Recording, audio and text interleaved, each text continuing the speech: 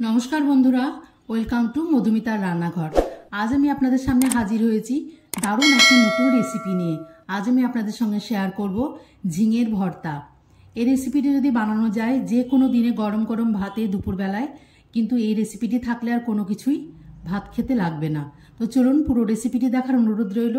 আর আপনারা যদি আমার চ্যানেলের নতুন ভিউয়ার্স হন, আমার চ্যানেলটিকে সাবস্ক্রাইব করবেন, লাইক শেয়ার এবং কমেন্ট করে আমার পাশে থাকবেন। এখানে আমি প্রায় 500 গ্রাম মতো ঝিঙে নিয়ে নিয়েছি। ঝিঙেগুলোকে এভাবে পরিষ্কার করে ধুয়ে হালকা করে ছিলে নিয়েছি। গায়ে যদি একটু সবুজ অংশ লেগে থাকে তাহলেও কিন্তু কোনো ব্যাপার নেই। ভালো করে ধুয়ে নিয়েছি, ভালো করে জল ঝরিয়ে নিয়েছি। এগুলোকে এবার মিক্সিং গ্রাইন্ডারে দিয়ে ভালো করে পিষে নেব। একদমই কিন্তু জল ব্যবহার করা যাবে না, কারণ ঝিঙে থেকে এমনিতে অনেকটা জল বেরিয়ে আসে। চলুন তাহলে মেন প্রসেসিংয়ে চলে যায়। এখানে তেল গরম করে নিয়েছি, সর্ষের তেল। তাতে দিয়ে দিয়েছি কালো জিরে ফোড়ন এবং 4টে শুকনো লঙ্কা। ভালো করে শুকনো লঙ্কাগুলোকে ভেজে তুলে নেব। এখানে আমি 2 থেকে 3টে শুকনো লঙ্কাকে ভেজে তুলে নেব, বাকি একটা লঙ্কা কিন্তু এখানে থেকে যাবে।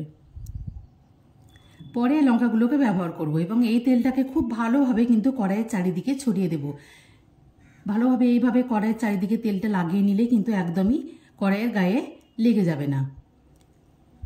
এবার আমি এখানে একটা মিডিয়াম সাইজের রসুনকে ভালো করে থেতো করে নিয়েছি।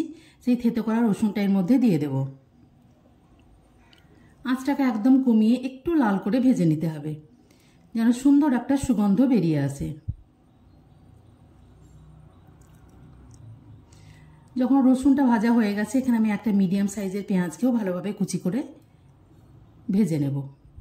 দুটোকেই খুব ভালোভাবে একদম লো ফ্লেমে রেখে একটু ভেজে নিতে হবে, তবে একদমই পেঁয়াজটা কিন্তু লাল করে ভাজার কোনো দরকার নেই।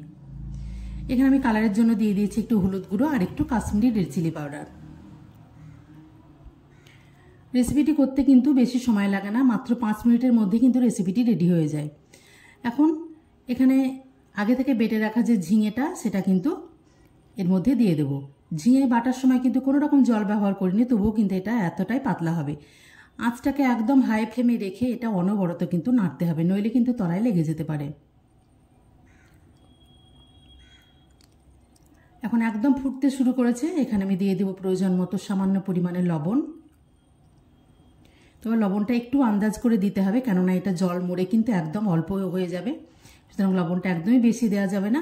আর রান্নাটা খেতে কিন্তু একদম মিষ্টি মিষ্টি হলে খুব ভালো লাগে, তার জন্য দিয়ে দিলাম সামান্য পরিমাণে চিনি। অনবরত নাড়তে নাড়তে কিন্তু এখন অনেকটা শুকিয়ে এসছে। এখনও কিন্তু অনবরত এটাকে নাড়তে হবে। যেহেতু এখানে কড়াই আগে থেকে ভালো করে তেলটা বুলিয়ে দিয়েছিলাম, তাই এখানে কিন্তু একদমই তলাটা লাল হয়ে লেগে যাচ্ছে না।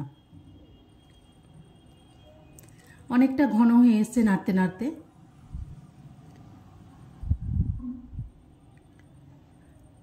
এখন কিন্তু রেসিপিটি একদম কড়াইয়ের তলা থেকে ছেড়ে যাচ্ছে। এই অবস্থায় আমি আগে থেকে যে শুকনো লঙ্কাগুলো ভেজে তুলে রেখেছিলাম, এখানে ভালো করে গুঁড়ো করে কিন্তু দিয়ে দেব। আপনারা চাইলে শুকনো লঙ্কার পরিমাণটা যদি খুব বেশি ঝাল পছন্দ করেন, তাহলে কিন্তু বেশি পরিমাণে দিয়ে দিতে পারেন। তারপর আবারও কিছুক্ষণ নেড়ে নেব। এবার আমি ফ্লেভারের জন্য এখানে দিয়ে দিয়েছি 2টো চেরা কাঁচা লঙ্কা। সবগুলোকে ভালোভাবে মাখিয়ে নিয়েছি এবং এটা একদম কড়াই থেকে ছেড়ে যাচ্ছে, মানে রেসিপিটি কিন্তু আমার একদম প্রায় রেডি হয়ে গেছে। এবার এর মধ্যে আমি ওপর থেকে সামান্য পরিমাণে কাঁচা সর্ষের তেল এর মধ্যে আমি ছড়িয়ে দেব। অবশ্যই রেসিপিটা একবার ট্রাই করবেন এবং আমার এই রেসিপিটি যদি ভালো লাগে চ্যানেলটিকে সাবস্ক্রাইব করবেন এবং লাইক শেয়ার কমেন্ট করবেন। আপনার পরিচিত বন্ধুদের যে কোনো হোয়াটসঅ্যাপ গ্রুপেও কিন্তু এই রেসিপিটি শেয়ার করতে পারেন। তো চলুন এবার একটা প্লেটের মধ্যে সার্ভ করে নিই। গরম গরম দুপুরবেলা ভাতের সঙ্গে এখন যেহেতু বাজারে ঝিঙে একদম খুব ভালো পরিমাণে খুব ভালো মানের পাওয়া যাচ্ছে, অবশ্যই একবার রেসিপিটি ট্রাই করবেন। পুরো রেসিপিটি দেখার জন্য ধন্যবাদ।